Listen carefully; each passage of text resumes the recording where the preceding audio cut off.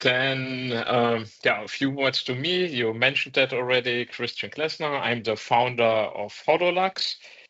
And I'm around in that collaboration business for a long time. My first company actually was Experts Insight. I think that's now 13 years ago. And I started with SharePoint 2003. So I was always part of the collaboration journey from Microsoft.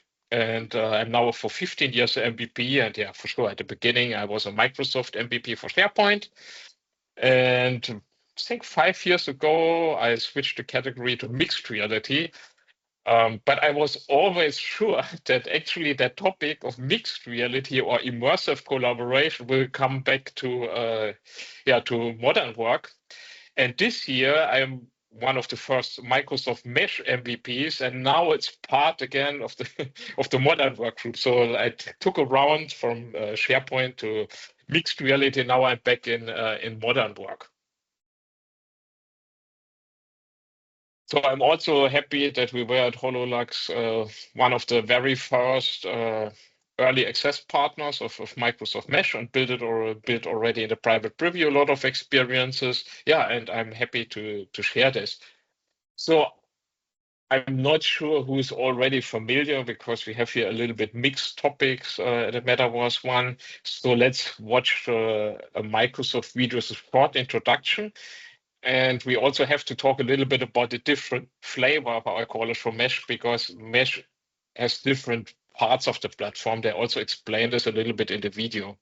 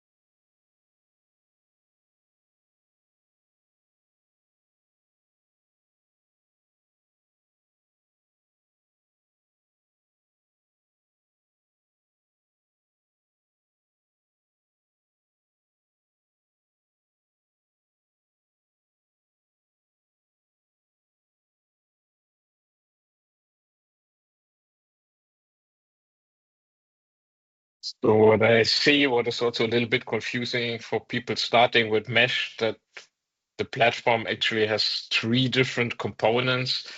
There's the part in Teams, and Mesh avatars.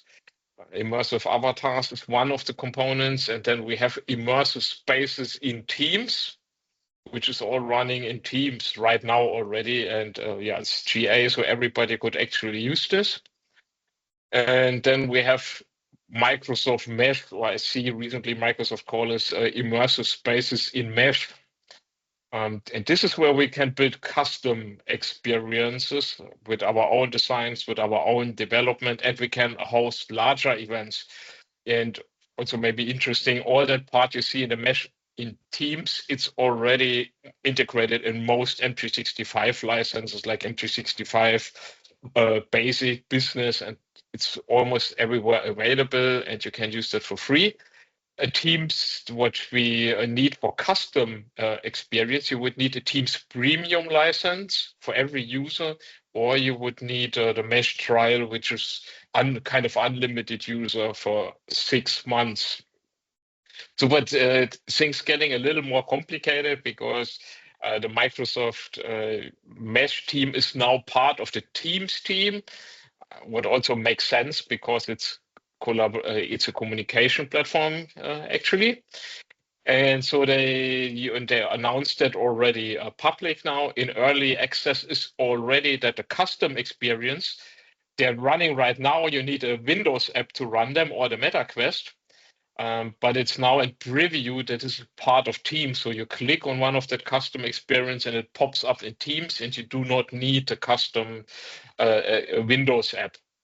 was a lot of feedback from customers that I think they don't like to roll out additionally client to use Mesh. So I think it shows the way is here that Mesh will run in the future, most likely completely in Teams and will not need a separate application. And I think maybe Microsoft also has to reconsider the naming then, because I think it's getting really confusing with the naming. But Microsoft's really famous for this. I think you could make a whole consultancy company explaining people Microsoft naming. So we will focus today for sure for the pillar here, for this pillar, Microsoft Mesh custom experiences. So what we have to build this is the Mesh toolkit, and the toolkit works in Unity only, so there is no Unreal Engine support. So I'm not sure how many already have experienced that. Unity is one of the most famous game engines, and you write actually C# script for building experiences in Unity. And but maybe that was me confusing. You usually use that in Unity, but in Mesh you cannot write C# script in Unity. So the toolkit is a component, an add-on, a package for Unity, and supports you on different aspects of your building journey. So you have some graphic tools. It means also you have a little bit guidance where Microsoft recommend how you do things, but you also have examples for custom shader or shader. I'm not sure if also everybody know what a shader is. Let's say this defines how a pixel, how a material is actually rendered, if that is shiny, glossy, transparent, and you can actually do a lot of nice visual effects with shader. But they also have impact on the performance. And so MetaQuest 3, by the way, there are two devices. You have a Windows standalone app, and you have the MetaQuest as a client for this custom experience. As I mentioned already, the custom client will merge to Teams. And so you will also get Mac support for this. Currently, this is not rolled out for Mac. And yeah, then what you have then in the SDK in Unity is you have different things as predefined components. There is, for example, a web slate, which is actually a browser window that you can put into it. You can define an address that you want that it's rendered, but you can also allow later on the presenter or the audience to change that URL. But if you use that kind of browser, you must be aware that it's not synchronized the content between the different sessions and the clients. But for example, tools like Microsoft Whiteboard or Miro or many other tools, they use Signal R WebSockets in the website and synchronize all that stuff over the browser session. So this works then with Mesh, and this is why Microsoft also takes the road for integrating a whiteboard. They will leverage the web slate in combination with Microsoft Whiteboard. So then interactables, you can define that an object that you can interact with the object, for example, that you can you just put a behavior on it and you can grab it and move it from A to B. You can say you want to be able to manipulate an object. These are the such called interactables. You can also make it clickable. Then you have controllables. This is something you give later on the presenter of your space. You give him, there's a special board in Mesh for the presenter, and he can actually control different things. And so you can build more immersive presentations. So yeah, imagine you're on stage, you could theoretically dim the light for a very dramatic scene, or maybe suddenly a dinosaur jumps off your presentation, or you present something about airplane and then an airplane starts flying over your presentation. So you can build tools to make the presentation more immersive for the presenter later on. This can be done with controllables. Later on the presenter can activate this, start the scene, play this. Then you have mesh physics. So if you're in one space, it's very natural. You take a ball and it falls down or it rolls. But if you build in Unity something from scratch, nothing will happen in the other session. So you have to give all the information about the position of a ball, or if a ball is rolling, you have to bring that over the wire, over the network. And this can be quite performance intense if you have to synchronize many objects flying around or having gravity. And so Microsoft has a special team, the mesh physics team, which actually check how they can compress that, like imagine like how you can very efficient bring that physics data over the wire and even simulate some things that you don't have to transfer every position and just calculate the distance between different positions. So it's in detail to make that in a performant way. It's not so easy, but Microsoft takes this burden from you. So then you have the chance to use scripting, and you have this in two flavors. You have visual scripting directly in Unity. And the advantage is it kind of has zero latency. So because it's running really on client in Unity, and it's very good, for button effect, hover effects, or you click something. Especially for visual things, this is really a nice way. A little bit disadvantage, or a disadvantage, is for real Unity developers will not like it so much. Usually you write in Unity mono behaviors, but you cannot use the C# scripting in Mesh. This has something to do because they use actually asset packages, 3D stuff that they upload in the Mesh cloud, and they cannot include C# scripts, also for security reasons. So you have to stick on the client-side development with visual scripting, and that scripts can become quite large. So then you have cloud scripting that's running then in Azure. It's actually Azure Web Service, which synchronizes some of the objects, but let's talk about this later a little more. Then there's tools to support you. This maybe for people who are new in that business. Polygon count and texture size, and how large the image is, and shader. All this matters a lot for performance. So you cannot just pull in a CAD model with 2 million polygons, put it into a mesh experience, upload it, and everything will work fine. Most likely the client will crash. So this is why Microsoft built in also some performance analyzer that helps you and tell you, this too many polygons, you use too big texture size, too many textures, too many shaders. But if you know what you're doing, I think that's nice. At least they give you the option to override this, and you just can upload it. What is then the last step, actually uploading this? So as I mentioned already, the graphic tools means Microsoft gives you some example for shader that works well. You have something, like clipping planes. This is if you have a 3D object and you want to slice it, you maybe know that if they do that sometimes for real machines where they do a slice and cut it into twice to watch it from the inside. So you can do this virtually here with a clipping shader. Microsoft has an example for this.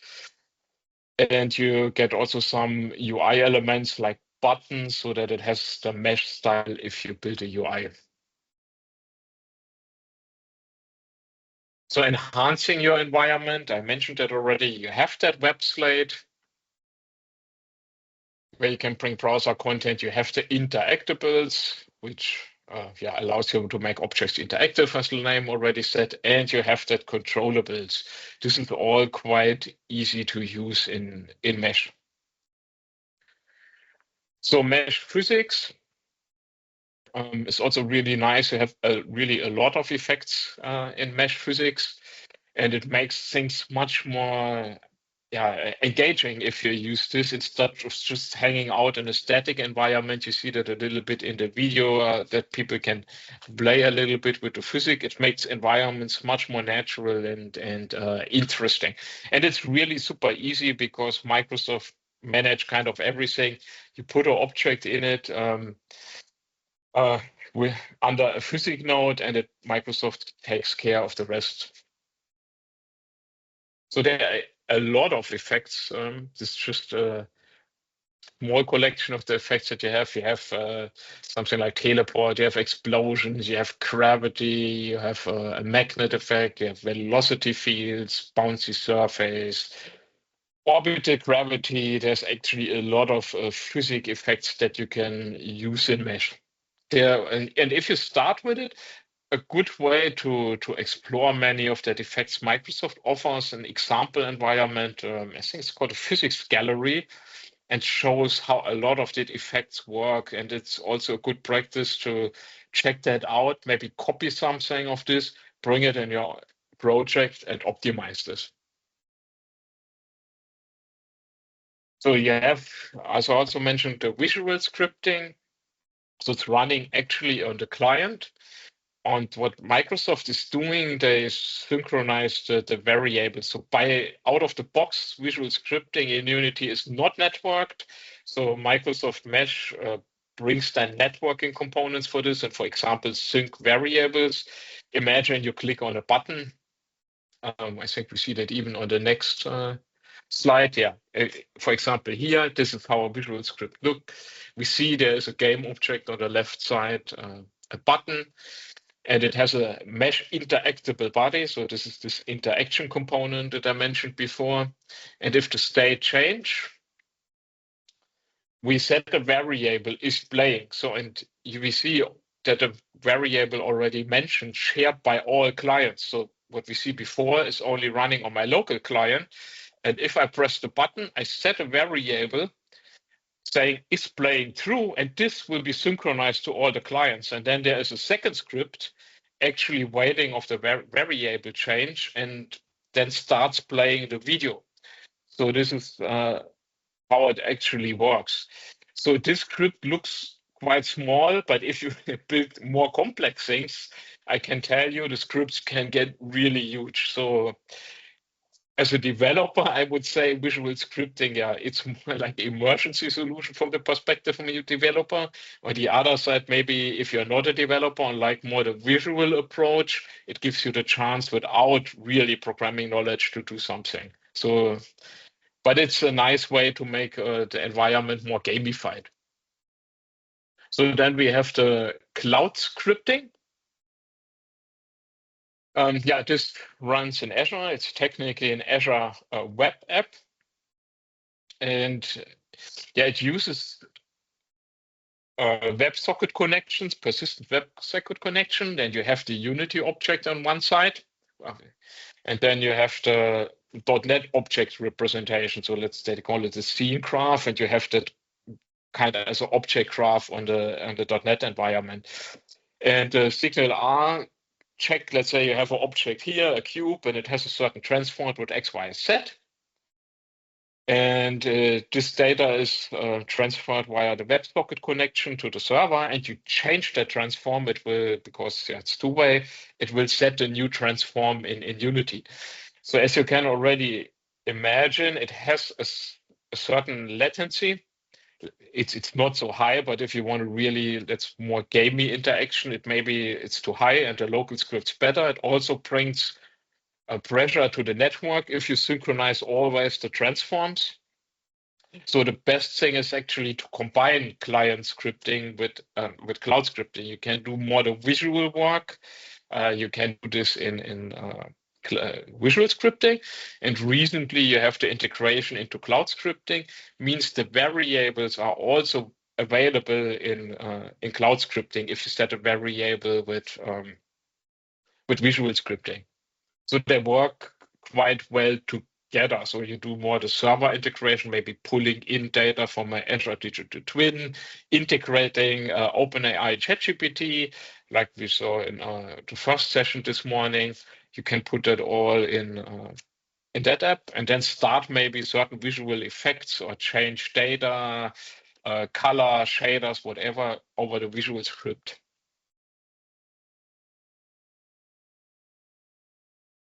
So here's a visual representation of that scene graph. This is a Unity scene. You have then this game object, and the game object have different components on it.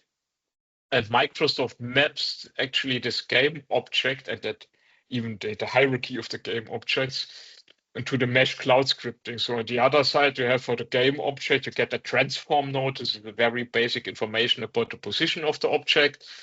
And the transform node has an animation node where you could play an animation. You have a child object that has also a transform node. And you see here, for example, this game object could be a button, for example, because it has an interactable node.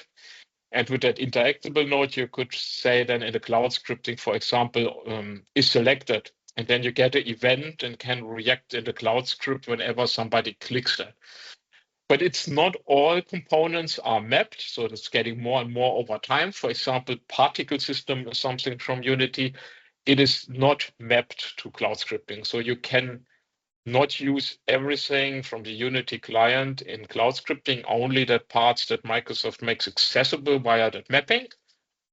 But as I mentioned already, the best thing is you use the integration with the client-side scripting, because you could control the particle system, you could control with client-side script. So you could set a variable here, maybe start particle system, and the visual scripting actually is doing this.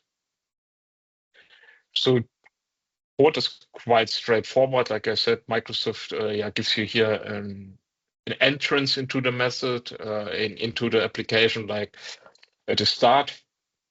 And then you take, for example, the first child, the transform node of a game object. By the way, you can also specify here a name of the game object. You don't have to manually go to that whole scene graph. You can specify the name of the object. And then here in that example, it has an interactable node on it. And as I mentioned, there is an event then selected. And whenever somebody click on that node, it will fire this. And this one would rotate the sensor a little bit.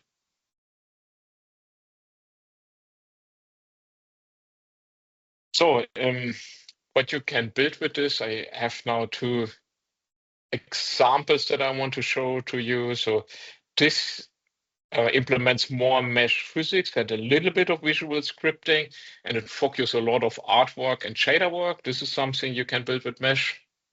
Let's watch this. Oh, I have to first remove my.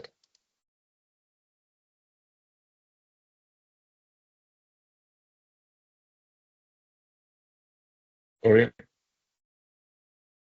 First use the eraser. So.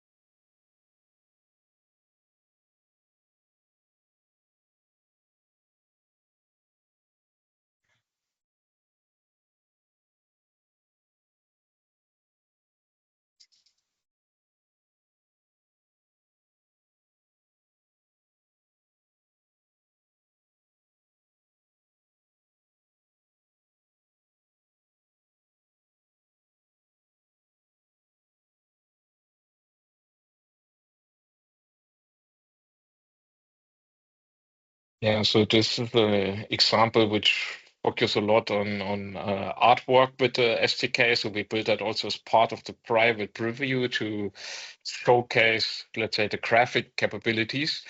And also that many people start, we saw that also in the very first video, people tend to build their normal workspace, like that room behind me. Actually, that looks design-wise very good, but many companies don't have very nice meeting rooms, and they start then to build exactly that boring meeting rooms in virtual reality. Personally, I don't like that kind of experience so much. I think it's much more interesting. Why not having that meeting, like we saw here on that platform in front of a neon planet or on Earth? It gives you also a little bit perspective, and it's just better. So why try to build that things that looks in reality better and don't I think it's better to leverage the specialities of the medium. So to give a little bit also ideas for a design team, I think you can build a small team. I think the minimum you need is something like a 3D generalist or a little bit of a Unity developer 3D generalist. Can work a little bit with Unity. You can start building with this. And what is good if you work with clients on customer experiences is a concept artist, because he paints things before in 2D and scribble them before you go to the client. Also, an enhancement for that process is it makes things a little easier. You start often with an image board, leveraging, for example, DALL-E or Midjourney to make a little bit of a mood board. And and then it's useful maybe even to paint it how it would look like, because changing that 3D, building 3D things is quite an effort, and it's not so easy to change later on. So it's good if you can agree on with the client on a certain concept art, how it should look like. It makes the project much easier in the end and less, not so many iterations of change. Yeah, I answered the questions later. Please remember me. So the 3D, okay, I had that already. And then maybe you need a developer, actually a real Unity developer, as I said, can only use visual scripting, but the logic is pretty similar. So if you're a Unity developer, you can easily build a visual script, but most Unity developers are not such a big fan of building that visual script, but that experience helped. You could also start as a designer to build visual scripts. So this, let's say, it's a small team. And then for the Neon Planet team, for example, was the setup. We had a art director for this. We had a concept artist that do painting things before we implement them. We had a technical artist, which also cares about that, more about the technical aspects of Unity and the art. We used a lot, actually, kind of everything in that thing was a custom shader in the Neon Planet. So we have a lot of shader art in this thing. A Unity developer for that scripting or that effect that you could fly to that planet and for the teleportation. And it's also not to underestimate, as later on many more people will see the video, and making good recordings in general in virtual reality or in mesh if you don't see your legs. So it's also kind of a science themselves. So we, in this case, we also worked with our favorite video artist here. So this is now another experience. It's completely different style. It's more low poly gamify. It's something that we run last year. Also happy that Microsoft used that for their, we call it Meshmas, Christmas celebration in Microsoft Mesh. It's a great way to bring people together. Imagine you have colleagues from India. I see more and more international teams working, for example, with people from India. They never met before. Always have only that video, and imagine they build a snowman. Most of them, if you have colleagues from India, they most likely have never built a snowman. And then in that experience, you can build a snowman, and they're coming quite funny things out, and people start laughing and talking. So it's a very natural way to bring your team social together with a virtual Christmas party. So, and this looks like this.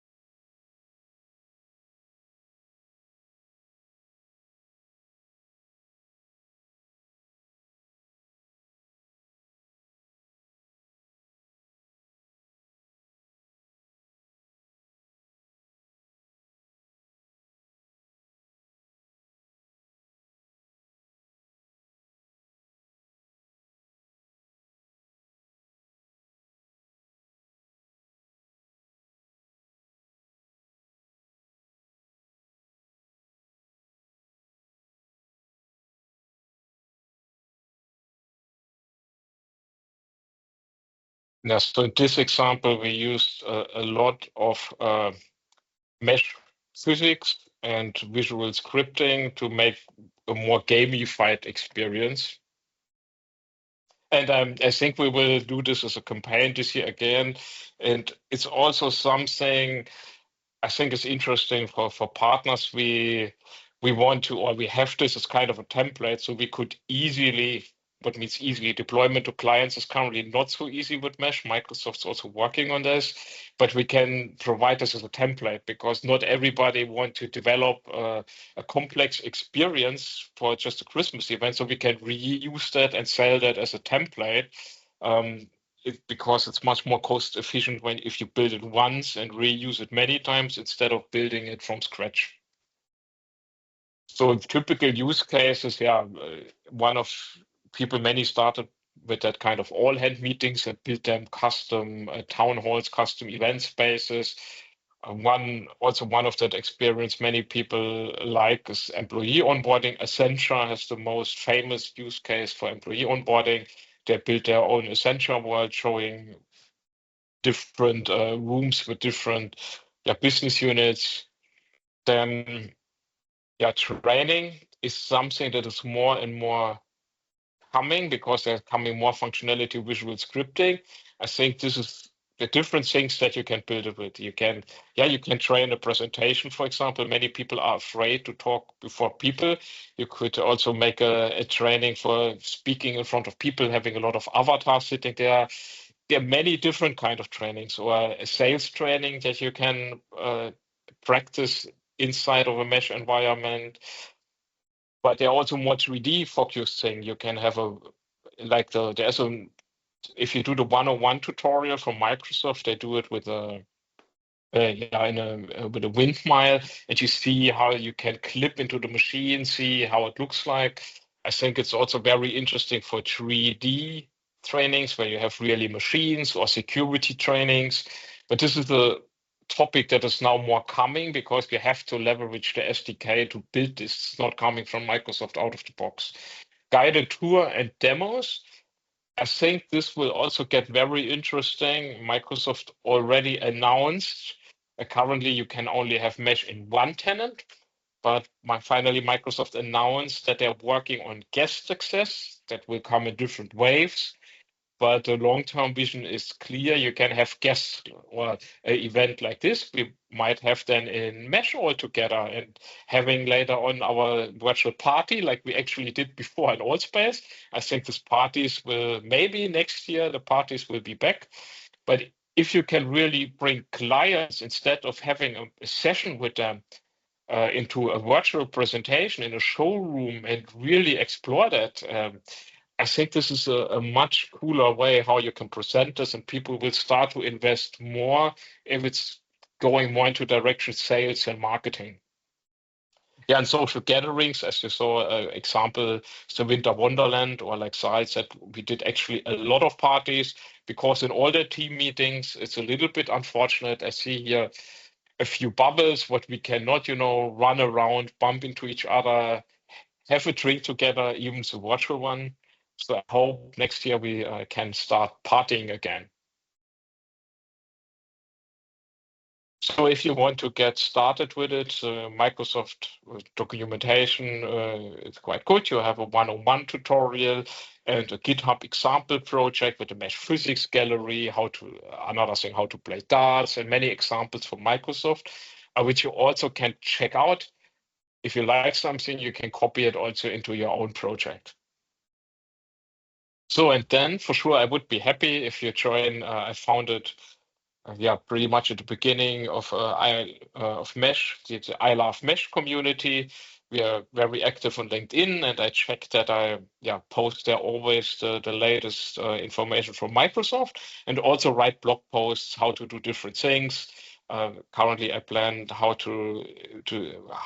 how you can integrate AI and make it with text to speech and just text, or how to integrate Omniverse with Mesh. So because I hear a lot of topics people are interested in, and I try to write some blog posts and tutorial about this. And there are already many things, like for example, the making of meshmas. We explained how the cannon worked, the decoration, how many different things worked in meshmas.